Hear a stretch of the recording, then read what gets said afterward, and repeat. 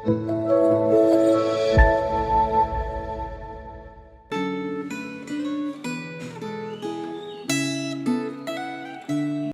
saudara yang terkasih dalam kasih Kristus. Renungan Gema pada hari ini dengan judul Pekerjaan Allah Tak Terselami. Diambil dari Pengkhotbah pasal yang ke-8 ayat 9 hingga 17. Mari kita berdoa terlebih dahulu. Bapa dalam surga, kami datang kepadamu dan sekali lagi biarlah firman-Mu yang berbicara bagi setiap kami. Agar setiap kebenaran yang kami terima sungguh-sungguh menjadi berkat, bahkan kami menjadi pelaku-pelaku firman dalam hidup ini. Berbicara pada kami Tuhan sebab kami siap mendengarkannya. Di dalam nama Tuhan Yesus Kristus, kami sudah berdoa. Amin. Saya akan membacakan Pengkhotbah pasal yang ke-8, ayat 16 hingga 17a. Demikian firman Tuhan.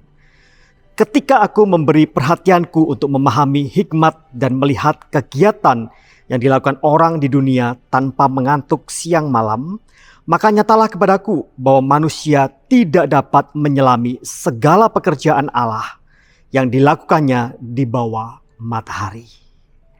Saudara, hidup manusia di dalam dunia ini penuh dengan ironi. Sebut saja saudara, ketika kita masih kecil, kita akan selalu diajarkan bahwa kebaikan pasti akan menang melawan kejahatan. Namun dalam realita, kita bisa melihat seolah-olah kebenaran itu dibolak-balikkan dan itu tidak berjalan sebagaimana yang diajarkan kepada kita. Sampai akhirnya saudara, kita dibawa kepada satu kesadaran bahwa memang pekerjaan Allah atas hidup umat manusia di atas bumi ini tidak mungkin dapat diselami oleh setiap kita. Nah, hal ini pula yang dirasakan oleh sang pengkhotbah. Dalam bagian firman yang kita baca ini saudara, pengkhotbah mengungkapkan ada satu misteri kehidupan yang tidak akan bisa dengan mudah dicerna oleh umat Tuhan. Yaitu sebuah misteri ketidakadilan yang dialami oleh orang-orang benar.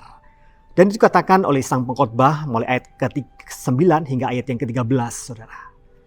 Kalau kita melihat ketidakadilan apa yang dilihat oleh sang pengkhotbah, maka saudara kalau kita melihat di ayat ke-9, maka dikatakan bahwa orang-orang yang memiliki kuasa, tetapi mereka tidak memakai kuasa itu untuk menolong yang lemah.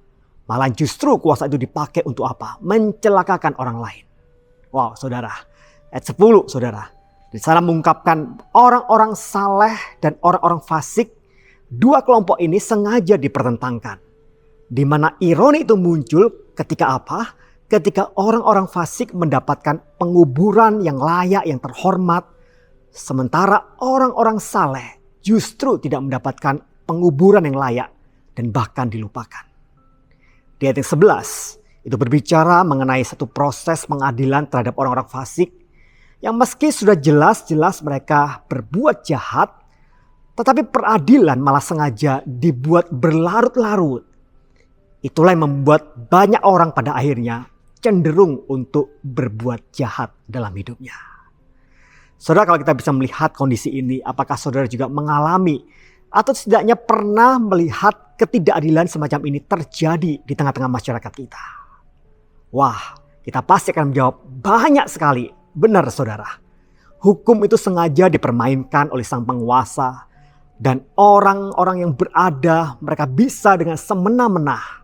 Sedangkan rakyat kecil saudara, itulah yang menanggung akibat atau dampaknya.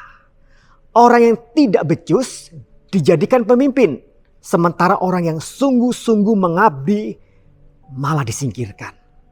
Saudara, tidakkah kita melihat bahwa itulah ironi ketidakadilan yang terjadi dalam masyarakat kita? Kondisi kita pada saat ini. Disinilah kalau kita bisa melihat pengkhotbah masih meyakini akan satu hukum keadilan di tengah-tengah ironi realita ketidakadilan ini, saudara. Bahwa meski orang fasik tampaknya mereka beruntung, tetapi pengkhotbah meyakini bahwa kebahagiaan sejati hanya akan diperoleh oleh orang-orang benar. Saudara, pengkhotbah menyadari ada satu konsep pahala bagi mereka yang benar. Dan ada ganjaran bagi mereka yang jahat, saudara. Dan itu masih dipegang oleh sang pengkhotbah. Lalu apakah keyakinan sang pengkhotbah ini menjadi sebuah kenyataan dan bisa menjadi sebuah pola atau sebuah rumus atas kehidupan kita saat ini, saudara? Saya katakan tidak. Meski ada kalanya memang adalah orang-orang jahat yang akan kena batunya, saudara. Tetapi kita bisa melihat bahwa banyak orang orang-orang jahat dalam kehidupan mereka, mereka masih berumur panjang. Orang-orang jahat yang meskipun mungkin sebagian mereka mendapatkan ganjaran, mereka mendapatkan hukuman, tetapi kita bisa melihat masih banyak orang-orang jahat dalam hidupnya. Mereka dikatakan mereka masih hidup baik-baik saja hingga usia senjanya. Bahkan mereka mati dalam tanda kutip secara terhormat, saudara. Meskipun jelas-jelas dalam hidupnya dia melakukan apa yang jahat di mata Tuhan. Dia melakukan tipu daya dan kejahatan itu. Dan hal ini punlah yang pada akhirnya pengkhotbah katakan di ayat yang ke-14. Dia mengemukakan satu kontradiksi antara orang-orang benar yang justru mendapatkan hukuman, sementara orang-orang fasik menerima kebaikan yang seharusnya itu diterima oleh orang-orang benar, saudara. Tetapi sampai pada satu titik pengkhotbah menyadari, dan itu dia simpulkan di ayat 17a. Satu perkataan yang luar biasa, satu pengakuan yang luar biasa, bahwa manusia tidak mungkin dapat menyelami pekerjaan Allah. Dalam dunia yang sudah jatuh dalam dosa ini, saudara, maka kita tidak akan mungkin dapat menemukan kehidupan yang benar-benar ideal akan terwujud di tengah-tengah masyarakat. Kebahagiaan dan keadilan sejati itu pada akhirnya hanya akan kita temukan nanti saudara, di kekekalan, sebagai satu hal yang pasti akan terjadi dalam kehidupan orang-orang benar. Orang benar akan hidup berbahagia selama-lamanya. Dan orang jahat akan menerima penghukuman selama-lamanya juga. Saudara, meski dunia itu tidak berjalan sebagaimana yang kita harapkan saat ini, saya mau katakan bagi setiap kita, percayalah saudara kepada Tuhan. Dia tidak akan pernah tinggal diam atas hidup kita. Dia masih menjadi Allah, penguasa hidup kita, penguasa dunia ini, dan yang mengontrol kehidupan seluruh umat manusia.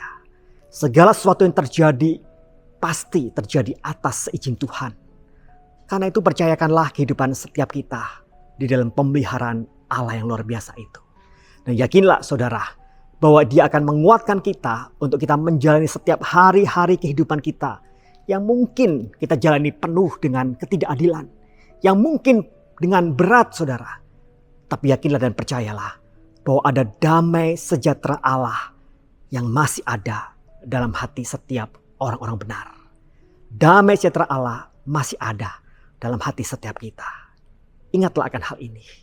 Meskipun pekerjaan Allah itu tak terselami, tetapi Dia menyatakan apa yang terbaik dalam kehidupan orang percaya. Mari kita bersatu hati, kita masuk dalam doa. Bapa dalam sorga, kami datang kepadamu, kami bersyukur. Meskipun dunia penuh dengan ketidakadilan, tapi kami melihat bahwa Engkau Allah yang adil. Engkau Allah yang menguasai akan alam semesta ini dan seluruh kehidupan umat manusia. Di dalam keadilan-Mu lah Engkau mengerjakan bagi setiap kami orang-orang benar. Kami menanti-nantikan lawatan-Mu Tuhan. Kami percaya akan pemeliharaan-Mu dalam hidup ini. Dan kami mau bergantung penuh dan mempercayakan kehidupan kami hanya kepadamu. Terima kasih Tuhan. Di dalam nama Tuhan Yesus Kristus kami sudah berdoa. Amin. Kiranya Tuhan memberkati setiap kita.